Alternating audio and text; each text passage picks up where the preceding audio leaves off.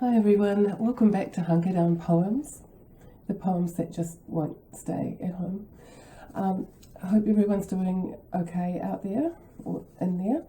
I decided to get out of the design studio and somewhere a little bit more salubrious today.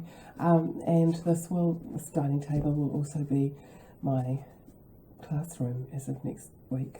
You can see the little whiteboard there. I thought I would read Maria McMillan for you today. She is a brilliant poet from Paekakariki, and I have 3 poems, one from each of her collections. The first, which is The Rope Walk, it's called Fatigue. I have to figure out fatigue.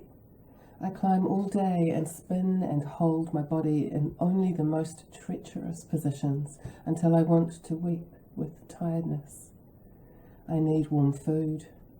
So now I climb, and when I can do it no more, I climb more, and some things stop me climbing and I override the thing to climb again. Knowing my body, its mass, when and how muscles fail, the mechanics of it. And the thing stops me, and I climb through the thing, and no matter how I try, I cannot climb until I fall. Over and over I try, thinking I know what a body can do, and it cannot do this.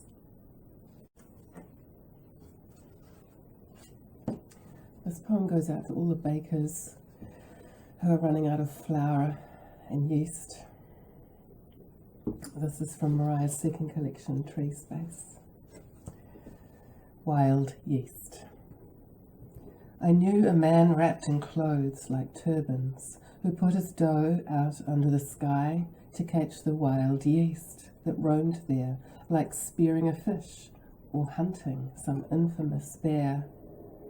He would talk of it plainly, but each careful word floated, filled with possibility, an heirloom or flavour never before captured.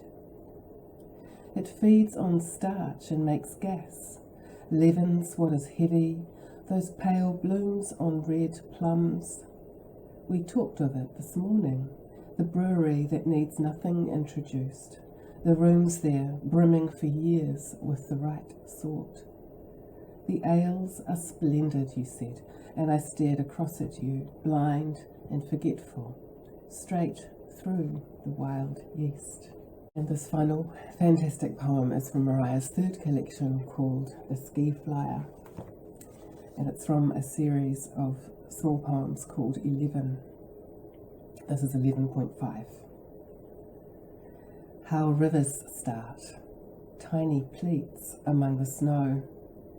Not a start as in a sudden movement from surprise, pain, etc., or as in rousing game from its lair, just things falling as they're bound to fall. I was startled by the night sky, a city of stars we stared at, standing on those old glaciers. And now my bounding daughters, who in some way started there, small motes of my dust and his first mingling, first coughing, who, when our backs were turned, took the shape of 2 girls. Last night they threw giant shadows against our hill. If you'd like to check more of Maria's work out, just another look at her trio of stunning books. This is The Rope Walk, which was published by the brilliant boutique publisher Seraph Press, and her next 2, Tree Space and The Ski Flyer, both published by Victoria University Press. And hopefully once lockdown's over, you can jump online or go to Unity Books and buy them.